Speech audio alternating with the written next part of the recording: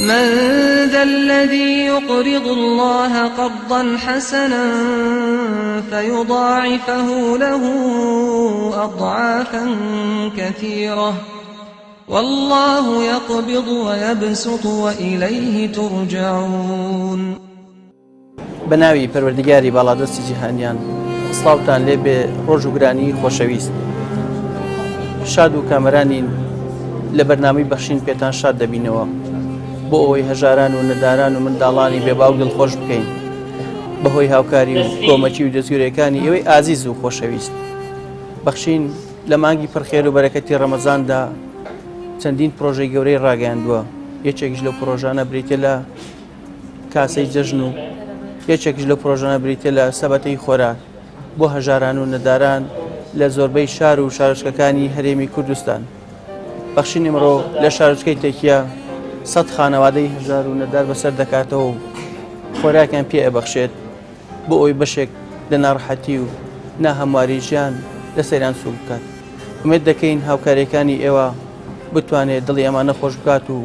لە داهاتووشدا بەردەوام بین بۆ ئەوانەی ترکە پێویستیان بە هاوکاری و کۆمەچەکانی ئێوەی ئازیز و خۆشەویستێ. چەند ساتێک لەگەڵمان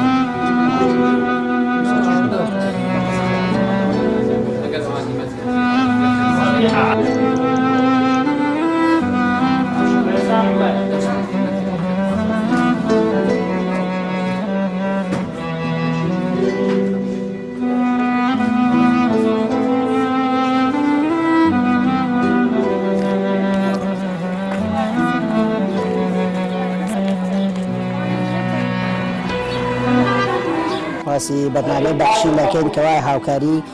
فەقیر و هەژاران دەدات و وەکو کەمەندامان ئێمە مەمنونیانین خوای گەورە پاداشتیان بداتەوە ئەو هاوکاریە بەسەرمانە تەوزیعەکەن. زۆر سوپاسیانەکەین و مەمنونیان. خوای گەورە نمونیان زیاد زۆر زەرورە لەبەرەوەی خەڵک کەم درامەتە و خەیرانە بەسەر خەڵک داهاتووە. وەکو خەیان پێداویستی تایبەت هیچ معاشەکەمان ئەوە نمیە بڵێن کەوا ژیانمان پێ بڕاتە ڕێوە بەس چی بکەین دەسەڵات نییە چار نیوە مەجبورین تر چۆن بە ژیان بەنووسێ. هیوادارم کەوا هاوکاری فەقیر و هەژاران بکەن کەمەندامان بکەن ئەوانەی کەوا خانویان نییە ئەوانەی کەوا عەرەبانیان نییە یان و داشەقیان نییە زۆر زەرورە لەبەرەوەی هەیە لە ماڵەوە کەوتووە نەخۆشە هاوکاریان بکەن و بۆی ئەو کەسانە لەو ناخۆشیە ڕزگاریان بێت. بەخشین برنج و ڕۆن و شەکر و چای و ماڵتانەوە بێ کە بۆ ئەم فەقیر فەقاراتەی دێنن و دامرین مەمنونتانین و خوای گەورە دەست بە باڵتانەوە بگریەوە. مەمنونی خوای گەورە ئێوەن کە ئەم خەڵکە بەسەرەکەنەوانێ و مناڵی هەتی بەسەرەکەنەوانێ و پێویستیمان پێێتی هەموومان دامرین دوعای خێرتان بۆکەین و ماڵتانەوە بێ خوایتر وەڵڵا دڵین ماڵیان ئاوا بێ و پێلایان سەر چاومان و یاخوا هینیان هەر زۆر بێ. برنجی تایە و ڕۆنی تایە و شەکری تایە هەموو شتێکی تایەوە بۆ ڕەمەزانە و ئیتر هینێکی ماوەیەکی زۆر پێبەڕێکەین و ماڵتانەوە خێرتان بنووسێ. 4 مناڵم هەیە و نە مەعاشێ و نە کەسابەتێ نە هیچێ ئیتر گیانمان بێ و ماڵتان ئاوا بێ و خێرتان بنووسێ. بۆ ئێوە تا چەند زماندا تا چەند ئیسفادەی لێکەن تا چەند کارتان بۆ ئاسانەکە؟ باشە کارمان بۆ ئاسانەکە. باشە شکر لەخوا بەزیاو بێ. پێڵێ بەخێرخوازان چیان پێڵێ کە هاوکاریان کردن؟ وەڵا خێران بنووسی و ماڵیان ئاوا بێ و دەستخۆشیان لێکەین. بەخشین خێری هەموو خێرخوازێ بنووسێ ئەوەی چاوی لە فەقیرە خوازێتر بدەیت مساعدەی بکە. ئەم دوعانەی من بۆ ئێوە کەم خوا و پێغەمبەری خوا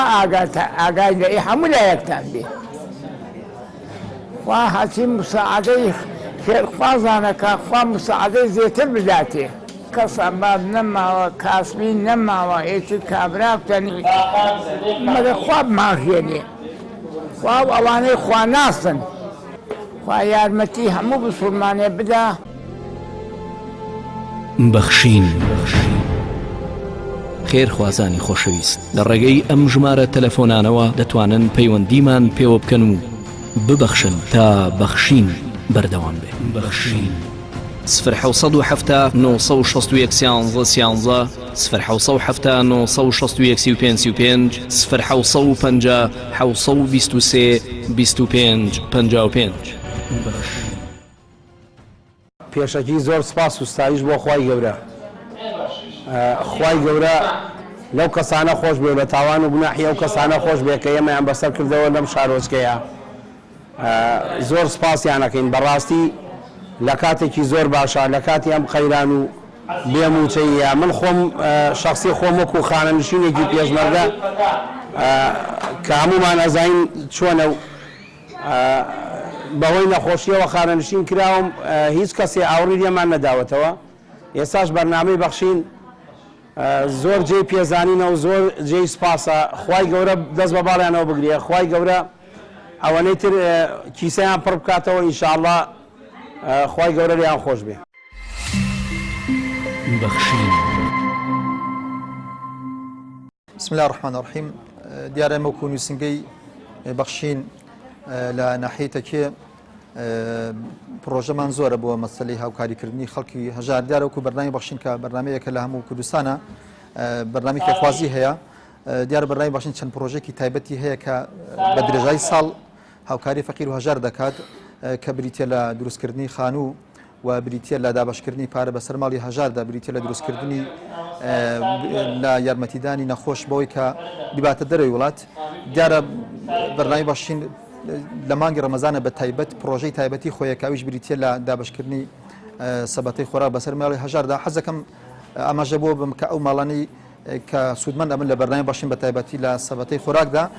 پێتان بناسم کە کێن دیارە من بۆ خۆم لە 2006ەوە لە تەکیە ئیشی خێرخوازی ئەەکەم لەگەڵ بەرنامی بەخشیندا ئەو ماڵانی کە ئێمە دەستنیشانی ئەکەن کە هاوکاری بکرێن ئەو ماڵانە کە ئێمە وەکوبری بە داداچوونی زۆری بۆ ئەکەین کە بەمانای کەلیمە مستحق بێەوەی کە هاوکاری بکرێت خەڵکانێک بنکەوە زەکاتیان بێ بشێت زەکان خەڵکانێک بنکەوە دەستیان بەوەیەکە پێویستان بۆی خەڵک هاوکاریان بکە دەست یارمەتیان بۆ درێژکات ئێمە دیار زیاتر ئەو ماڵانمان دەستنیشان کردووە پێشتر ناوەکانن ئەنووسین دواتر بە تەلەفۆن ئاگاداران ئەکەینەوە کە بێن هاوکارەکانم وەربگرن دیارە من جێی خۆێتی لێرەوە ئاماژە بۆ بم کە بەرنامی بەخشینێکێکە لەو بەرنامانەی سوپاس بۆخوا کەواز شوێنی خۆی گرۆتەوە لە دڵی خەڵکی مسلماندا و خەڵکی کوردستان بەگشتی دارێکێکە لەو بەرنامانەی کە بۆتە جێی سیقە و متمانەی خەڵکی دەتوانن هاوکارەکانی خۆیان لەڕێی بەرنامی بەخشینەوە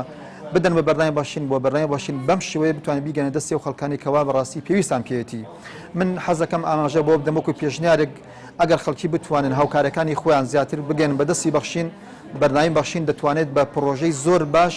بگەنە دەستی ئەو خەڵکانی کەوا بتوانێت ماڵی هەژاری پێ لە فەقیری ڕزگار بکات چونکە زۆر جار خەڵکی زەکاتی هەیە خێری هەیە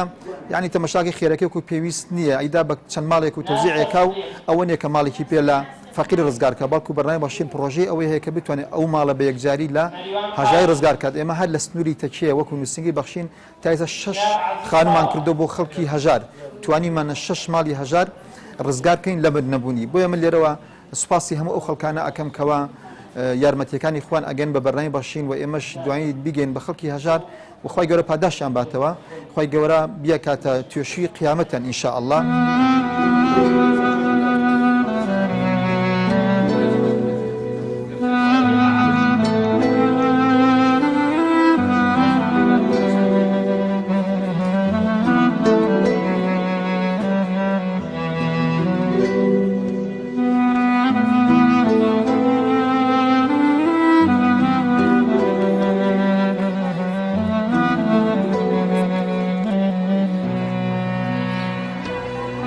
بسم الله الرحمن الرحیم سەرەتا بە بۆنێ هاتنەوەی مانگی ڕەمەزانی پیرۆزەوە پیرۆزبایی لە هەموو مسلمانانی جیهان ئەەکەین و لە مسلمانانی هەرێمی کوردستان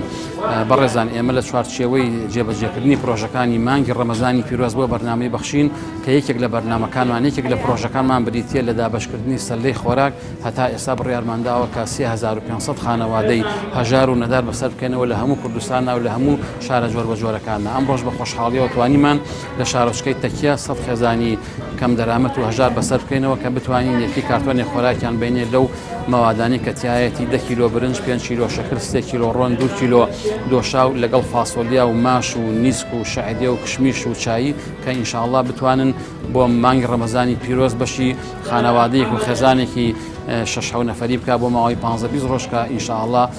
لە سەرەتای مانگی ڕەمەزان و ئێمە پرۆژەکەمان جێبەجێ کرد بۆ ئەوەی ئەوانە ئینشاءالله لە سەرەتاوە ئەو پێویستانەی کە هەیەە ئەو پێداویستیانەی کە هەیەە لەو سەر لە خۆراکەیە جێبەجێ بکەن و لێی بەهرەمەند بن ئینشاءالله. بۆیە داواکارین لە خوای پەروەردگار ئەجر و پاداشی دەوڵەمەند و خێرەومەندەکانی هەموو کوردستان باتەوە و داواشیان لێکەین زیاتر و زۆرتر هیممەت بنوێنن هەتاوەکو باڵانسی ژمارە ئەو خانەوادانی کە ئێمە بڕیارمان لێداوەتە ئەساسی 1500 زیاتری بکەین هەتا ئەوان زیاتر ببەخشن ئێمەش ئینشاءالله زیاتر پرۆژەی جۆرە جۆرەکەین و زیاتر دەستمانەگا بە هەموو لایەک و هەموو لایەکیش و هەموو چین و توێژەکانی ئینشاءالله لە بەرنامەکەی ئێمە و لە پرۆژەکانی ئێمە سوودبن بن ئینشاءالله. ئەو دەمەی دڵت لێوان لێوی خەمە ئاسمان وەک جاران شیناییە گەورەکەی نامێنێ ئاخرکی حەزەکە لە بن ئاسمانێکی بێڕەنگی خۆڵەمێشیدا بشی گەر لەم خاکە بارانی مەحەبەت و هاوکاری و دەستگیرۆیی هەژاران و نەداران نەبارێ ئیدی چمانایەکەی بۆ ژیان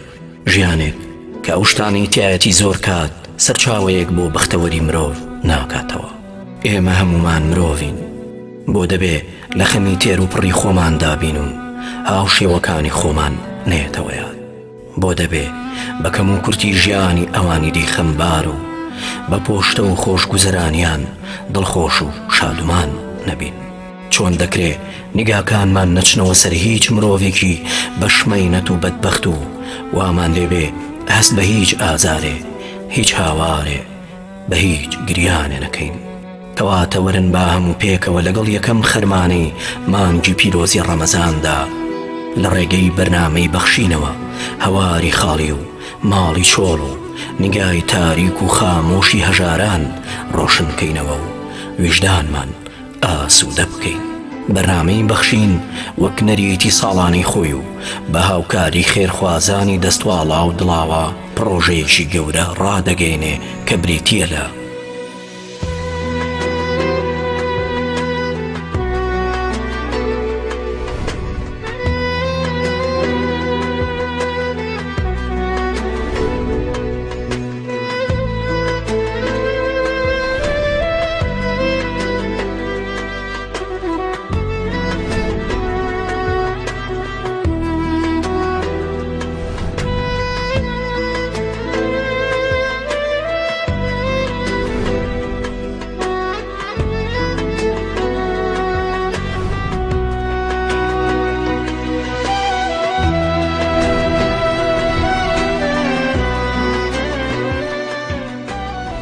تۆی خێرخواز لەگەڵ ئێمە وەرە تا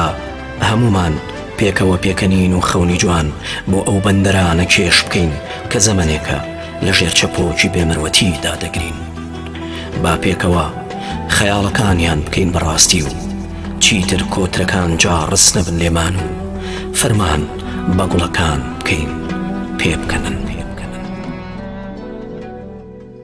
لەم ڕۆژگارەماندا بۆ هۆی قەیرانی داراییەوە زۆرن ئەوانەی کەوا پێویستیان بە هاوکاری و کۆمەچەکانی ئێوەی خێرخواز هەیە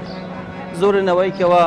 ژەمەی خۆراکیان نییە پڕبەسکی خۆیان نان بخۆن و مناڵەکانیان ئاسوودە بکەن زۆرن ئەوانەی کەوا شەو ڕۆژ ئەگەڕێن تەنها کرێکاریشان دەست ناکەوێت بۆ بژێوی ژیانیان کرێکاری بکەن زۆرن ئەوانەی موچەکانیان تەنها بەشی کرێخانوەکانیان دەکات بۆی هەر کات ئێوە ئەبەخشن دڵنیابن لەوەی کەوا